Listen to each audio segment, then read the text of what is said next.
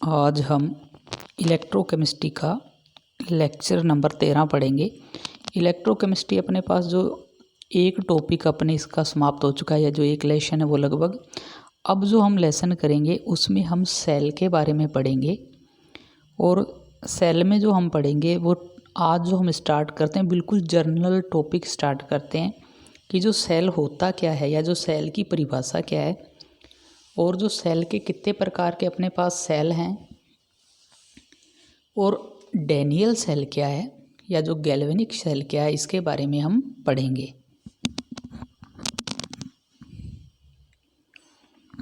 तो सबसे पहले हम पढ़ते हैं सेल क्या है, यानी जो सेल की परिभाषा क्या है। सेल वह डिवाइस है जो विद्युत ऊर्जा को रासायनिक ऊर्जा में या रासायनिक ऊर्जा को विद्युत ऊर्जा में परावर्तित करता है, वह क्या कहलाता है? सेल कहलाता है। यानी सेल वह डिवाइस है जो विद्युत ऊर्जा को रासायनिक ऊर्जा में या रासायनिक ऊर्जा को विद्युत ऊर्जा में रूपांतरित करता है, सेल कहलाता है। यानी जो सेल में दो टाइप की अपने एनर्जी की बात करते हैं, एक तो इलेक्ट्रिक है, दूसरी कौन सी है? केमिकल। यानी इलेक्ट्रिक एनर्जी को केमिकल में या केमिकल एनर्जी को इलेक्ट्रिक एनर्जी में जो डिवाइस चेंज कर रहा है उसी को अपने क्या बोलेंगे? सेल बोलेंगे। सेल अपने पास दो प्रकार के हैं। पहला जो सेल है वो है विद्युत रासायनिक सेल। पहला जो सेल अपने पास है वो कौन सा है? विद्युत रासायनिक सेल, इलेक्ट्रोकेमिकल सेल। दूसरा जो है अपने पास वो है विद्युत अपघटनी सेल, जिसको हम इंग्लिश में बोलेंगे इलेक्ट्रोलाइटिक सेल।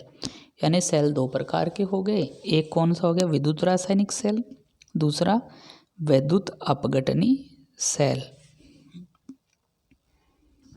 अब जो विद्युत रासायनिक सेल है या इलेक्ट्रोकेमिकल सेल है, उसकी डेफिनेशन क्या होगी?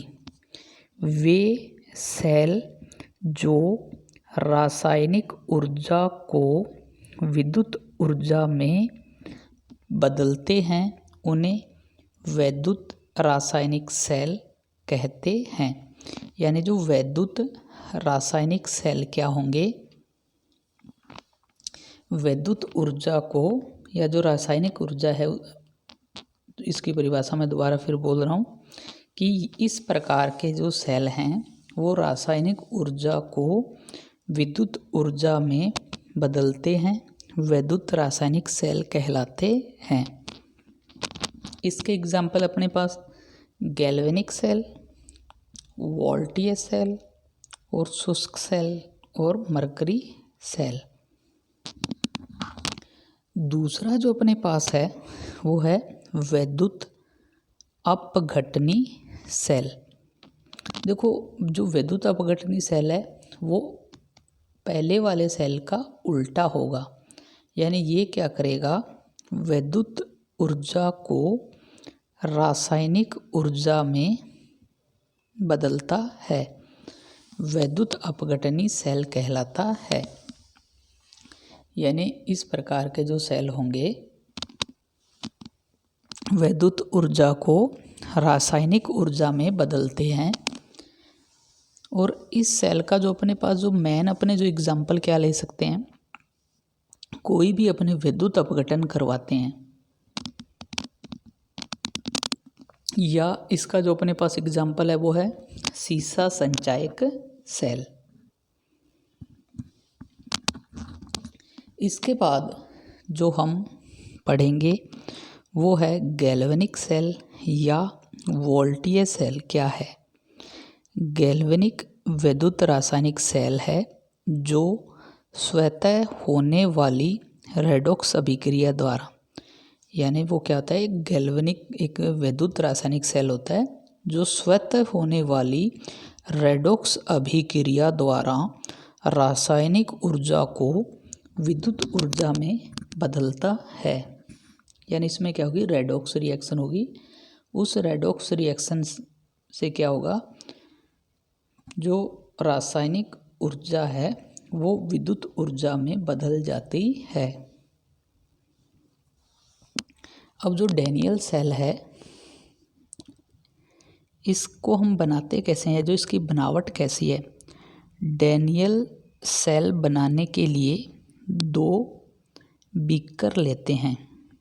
यानी जो डैनियल सेल है, डैनियल सेल बनाने के लिए 2 बीकर हैं, इन जिसमें एक बीकर में जिंक की छड़ लेकर उसमें 1 मोलर जिंक सल्फेट का विलयन भरते हैं तथा दूसरे में कॉपर की छड़ लेकर उसमें 1 m कॉपर सल्फेट का विलयन भरते हैं। यानी जो डैनियल सेल बनाने के लिए हम 2 बीकर लेंगे, तो एक बीकर में हम जिंक की छड़ लगा देंगे, दूसरे में हम कॉपर की छड़ लगा देंगे। जिसमें हमने जिंक की छड़ डाली है उसमें हम 1 मोलर जिंक सल्फेट का विलयन मिलाते हैं, और जिसमें हमने कॉपर की छड़ डाली है उसमें हम क्या करते हैं, 1 मोलर कॉपर सल्फेट का विलयन भर देते हैं। दोनों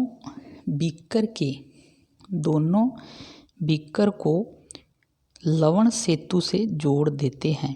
दोनों बीकर को हम U आकार की एक नली द्वारा, जिसे हम क्या बोलते हैं, लवण सेतु कहते हैं, उसके द्वारा जोड़ देते हैं। अब जो अपने पास जो लवण सेतु है इसमें क्या होता है, इस लवण सेतु में potassium chloride, potassium sulphate, potassium bromide, potassium nitrate या अमोनियम क्लोराइड या एगार जेल भरा होता है। यानी जो अपने पास जो U आकार की जो नली है जिसको हमने साल्ट ब्रिज के रूप में लिया है, इसमें एगार जेल के साथ या तो पोटेशियम सल्फेट या पोटेशियम क्लोराइड या पोटेशियम नाइट्रेट या अमोनियम क्लोराइड इसमें भर देते हैं। सेल का विभवांतर को मापने के लिए दोनों छड़ को बाह्य परिपथ में विभव मापी से जोड़ देते हैं। यानी जो सेल डिफरेंस या जो पोटेंशियल डिफरेंस है, जो सेल का डिफरेंस है, पोटेंशियल डिफरेंस मापने के लिए दोनों छड़ को एक सर्किट में विभव मापी से या पोटेंशियोमीटर से जोड़ देते हैं। अब देखो मैंने यहाँ पे एक सिंपल डैनियल सेल की स्ट्रक्चर ली है। यहाँ मैंने ये 2 बीकर हैं। अब देखो एक बीकर के अंदर मैंने ये जिंक की ये छड़ डाल रखी है, दूसरे के अंदर मैंने ये कॉपर की छड़ डाल दी है। अब जो जिसमें मैंने जिंक की छड़ डाली है उसमें मैंने यहाँ पे जिंक सल्फेट का 1 मोलर सॉल्यूशन भर दिया है। उसी प्रकार जिसमें मैंने कॉपर की छड़ डाली थी उसमें मैंने कॉपर सल्फेट का 1 m सॉल्यूशन भर दिया है। और इन दोनों सॉल्यूशन का जो संपर्क है मैंने इस U आकार की, उल्टे U आकार की एक नली के द्वारा कर दिया है, जिसके अंदर मैंने पहले आपको बता चुका हूँ कि क्या भरा होगा, एगार जेल के साथ पोटेशियम नाइट्रेट या जो पोटेशियम ब्रोमाइड को इसके अंदर मैंने भर दिया है।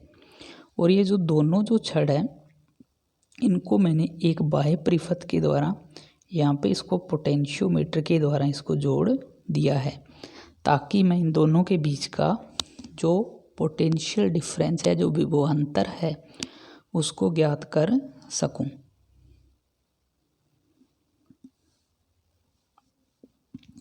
अब जो डैनियल सेल है इसकी जो कार्यविधि क्या होगी, देखो जो डैनियल सेल है इसकी जो कार्यविधि क्या होगी। पहला, जिंक अधिक क्रियाशील है, यानी जो जिंक होता है वो मोर रिएक्टिव होता है, जिसके कारण जिंक की छड़ का ऑक्सीकरण होता है। और हम जानते हैं ऑक्सीकरण में क्या होता है, लॉस ऑफ इलेक्ट्रॉन, यानी इलेक्ट्रॉन त्यागे जाते हैं। यानी यहाँ पे जिंक और कॉपर में से जिंक का ही ऑक्सीडेशन क्यों हो रहा है, इसका कारण क्या है।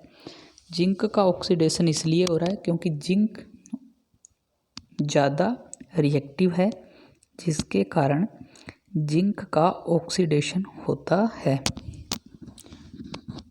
और जिसके कारण क्या होगा, जिंक आयन छड़ से जिंक सल्फेट के विलयन में आ जाता है और इलेक्ट्रॉन छड़ पर ही रह जाते हैं। अतः जिंक की छड़ को एनोड भी कहा जाता है। यानी जो इलेक्ट्रोकेमिकल सेल हैं जिनके ऊपर यानी जिस इलेक्ट्रॉन के ऊपर ऑक्सीडेशन हो रहा होता है उसे एनोड कहा जाता है। और यहाँ पे देखिए जो जिंक से 2 इलेक्ट्रॉन रिलीज हुए और जो जिंक मेटल है वो Zn+2 में कन्वर्ट हो गया। यहाँ पे इसका क्या हो गया, ऑक्सीकरण हो गया।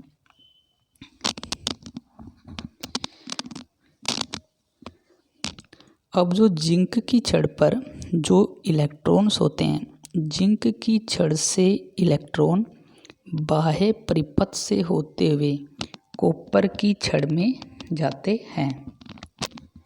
अब जो दूसरा जो बीकर है उसमें जो कॉपर आयंस है,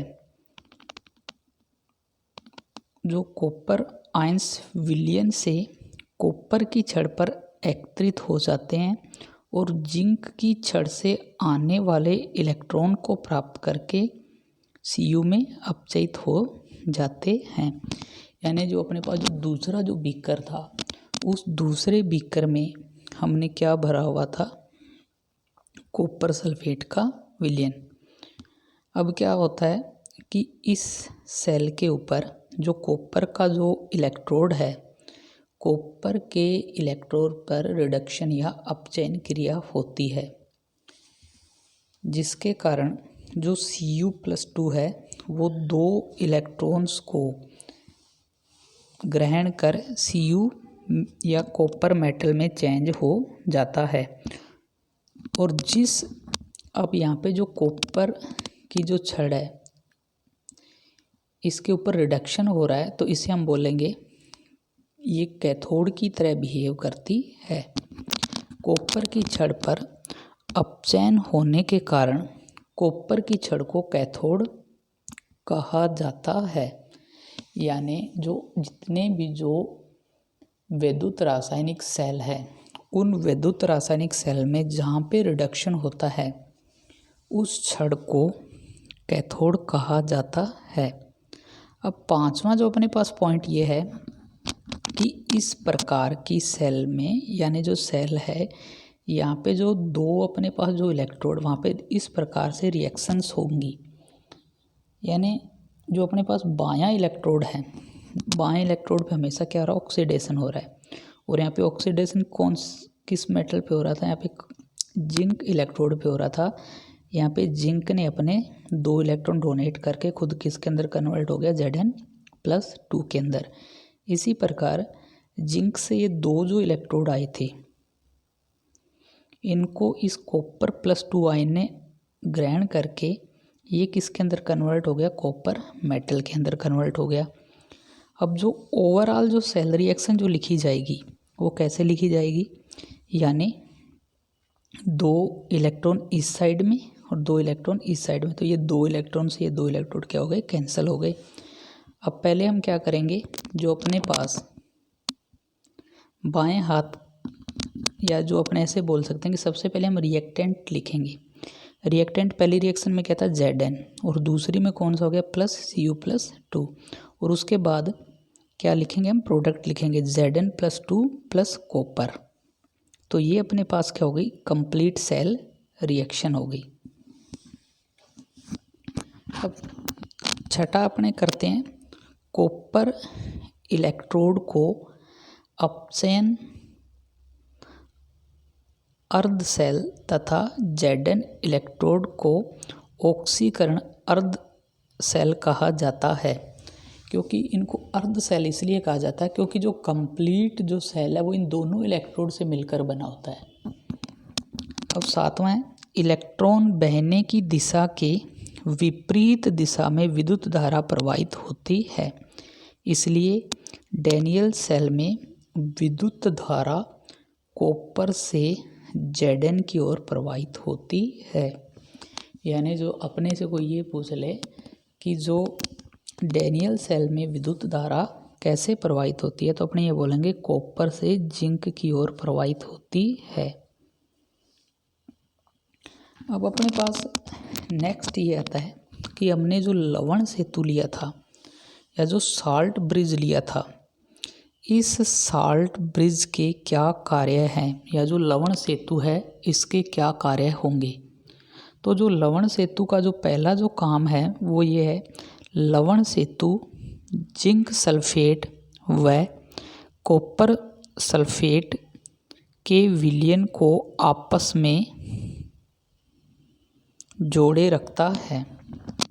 यानी जिंक सल्फेट और जो कॉपर सल्फेट है उनके विलयन का आपस में संपर्क बना के रखता है।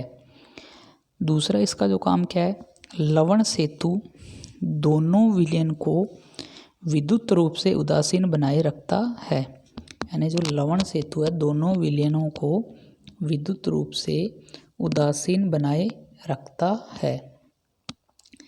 तीसरा, जिंक सल्फेट के विलयन में जिंक धातु का ऑक्सीकरण होने पर जिंक की सांद्रता में या जो Zn+2 की सांद्रता में वृद्धि होती है। तो लवण सेतु जिंक सल्फेट के विलयन में क्लोराइड या ब्रोमाइड या नाइट्रेट आयनों का उत्सर्जन करके विलयन को उदासीन बना देता है। यानी ये क्या करता है, जो लवण सेतु है जो दोनों साइड के जो विलयन है उनको उदासीन बनाए रखता है। जैसे जो अपने पास जहाँ पे जिंक की जो अपने जहाँ पे ऑक्सीकरण हो रहा है उस विलयन में Zn+2 की सांद्रता बढ़ जाती है, वहाँ पे ये क्या करेगा, क्लोराइड या ब्रोमाइड या नाइट्रेट आयन का उत्सर्जन करके विलयन को उदासीन बना देता है। इसी प्रकार कॉपर सल्फेट के विलयन में कॉपर धातु का अपचयन होने पर सल्फेट की सांद्रता में वृद्धि हो जाती है। तो लवण सेतु कॉपर सल्फेट विलयन में पोटेशियम आयन या अमोनियम आयन का उत्सर्जन करके विलयन को उदासीन बनाता है। यानी जो कॉपर सल्फेट का जो विलयन है उस कॉपर सल्फेट के विलयन में जब कॉपर +2 आयन रेड्यूस्ड होता है यानी वो कॉपर मेटल में चेंज होता है तो सल्फेट आयन की सांद्रता बढ़ जाती है। उस सांद्रता को बैलेंस बनाने के लिए यह विलयन में पोटेशियम आयन या अमोनियम आयन उत्सर्जित करता है, जिससे विलयन क्या हो जाता है, उदासीन हो जाता है।